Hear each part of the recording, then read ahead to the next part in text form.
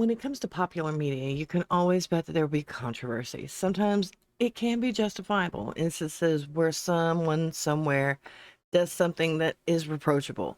But more often than not, said controversy is minuscule at best and overly inflated at worst. Everything from dating scandals to outright wrongdoing and everything in between can fit the bill. But of them all, it's the actions of the fans reacting to them that can be the most problematic. Hello, hello, my lovelies. This is Nini, and you're watching my channel. Today, I want to put in my 2 cents about the West's reaction to Heated Rivalry and why I think we are seeing an unhealthy shift in fandom culture again. Now, for those of us who've been in fandom, some of us for decades upon decades, it's not surprising to see fans react in a troublesome and sometimes borderline unhinged way. With more than 30 years in the K-pop fandom under my belt, I have seen hundreds, if not thousands, of the most bonkers behaviors from fans. Everything from stalking and harassment to straight up criminal actions, all under the guise of, oh, I love him so much. There have been unfathomable overreach from every direction, which to me has always been plain horrific. The BL fandom is no stranger to any of this either. Though a somewhat younger phenomenon, the parallels of K-pop are almost one-to-one. If a member of a branded pair is seen working with or hanging out with anyone other than their current partner, they're cheating.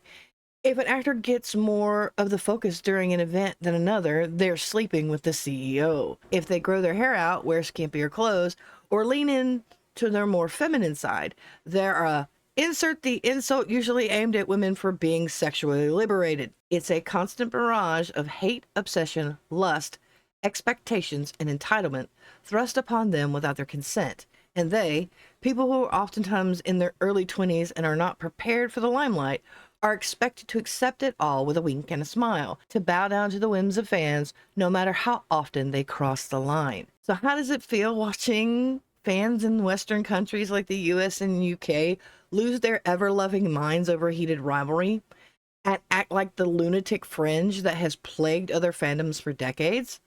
The answer is scary, but not surprising. It's sad, isn't it, that we sit here and watch fans show up at real NHL games carrying signs that urge the league's professional players to kiss, or watch others harass the actors and ask inappropriate questions that elicit an uncomfortableness of epic proportions, only to not be surprised by that in the least, that the dregs of fandom society seem to get all the attention, the thing they crave most, while the fans who have some common sense and common decency sit here in both judgment and self-reflection, shaking our heads at the edge cases giving us a bad name and calling out the bad behavior at every turn. I will never understand those who will do such things. It has boggled my mind for decades as to why some people would take what they see on screen as gospel, as reality, and then superimpose that delusion onto the rest of the world. There is nothing inherently wrong with personal fantasy, your own little fictional headcanon, but to turn around and be so deluded that you force what you've dreamed up in your head onto real people, that has always been so bizarre to me. So to see all that madness manifested in the Heated Rivalry fandom, repeating history once more, just goes to prove that far too many people lack boundaries and need to touch grass. I could say that I had hoped this time would be different, but feeling that way would always be an exercise in futility. With fandom culture being unshackled due to the anonymity of social media and the lack of morality and common decency you often see, you will always have a subset of fandoms saying what they feel and acting on it no matter the consequences. All the while, the rest of us sit here shaking our heads, calling them out for their bad behavior, and have in-depth discussions on how people are going too far. The actors targeted by that harassment and cruelty end up suffering for no real reason. And it is cruelty, full stop. Acting is a job, and with that job comes some lack of privacy and autonomy, which is almost a guarantee. They must answer to their agency, the projects, parameters, the press, the industry, and the fans. But why is it that it's always the latter that is the worst of the bunch? The industry, especially in entertainment, no matter what country of origin it comes from, has always been problematic. But when the fans pile on even more issues, it can be outright traumatic. And yet, the obsession and bad behavior continues. Do you, as a fan, want to see shows with queer themes, with deeper queer stories that epitomize the representation that you've been craving but never seem to get? Do you want LGBTQIA plus shows normalized so succinctly that they become a staple in every possible genre? Do you want to live in a world where queer shows are not regularly shunned by much of the country simply for being queer? If your answer to any of these questions is yes, then it behooves us all to shift the narrative when it comes to how fan base conducts itself.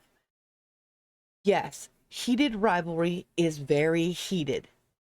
And I have seen tons of takes where people are constantly obsessed with the intimate scenes in the show and equate that to grand cinema.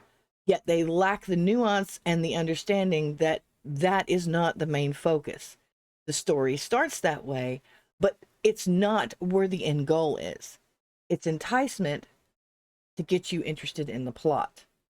And yet fans focus so heavily on those scenes that the lack of understanding or appreciation for what the story is trying to tell you is lost. It's honestly really sad to watch how people react to this show. You have extremes, and then you have the people in the middle going, yes, it's very spicy, but it's also very heartfelt and tells a very nuanced story. Tells two specifically different juxtaposing stories between Elia and Shane, who start off as bed buddies, and Scott and Kip, who, for all intents and purposes, are love at first sight. So I don't understand why people want to focus on the spice and not the story. People complain that gay and queer stories are always over sexualized.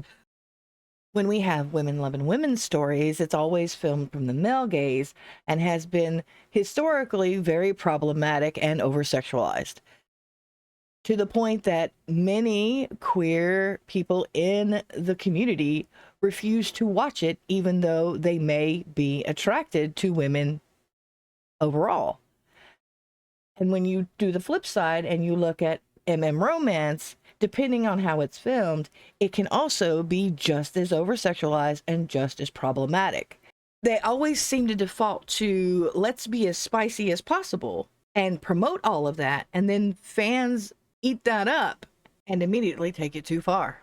The way people reacted to this show is actually both inspiring and sad. You have some of the fans who focus solely on the spiciness and falling into their headcanons of that the two main leads are actually in a romance together in real life, and they obsess over the intimacy and how they were filmed and argue that they couldn't possibly have done those kinds of scenes unless they were actually doing it in real life, completely negating the fact that they're actors trained to do this and that they had an intimacy coordinator on set to make it look as realistic as it did.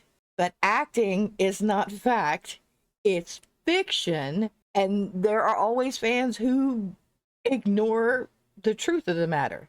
And then you have the rest of the fandom who's like, yeah, cool, spicy scenes were awesome, great, there was lots of them, but yeah, I'm more interested in how those two finally come together, how they figure out their own feelings, who they really are, and what kind of future they can have together.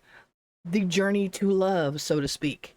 But yet fans are seriously still obsessing over the show to the point where they're being completely unhinged and doing things that even the local police station should know about.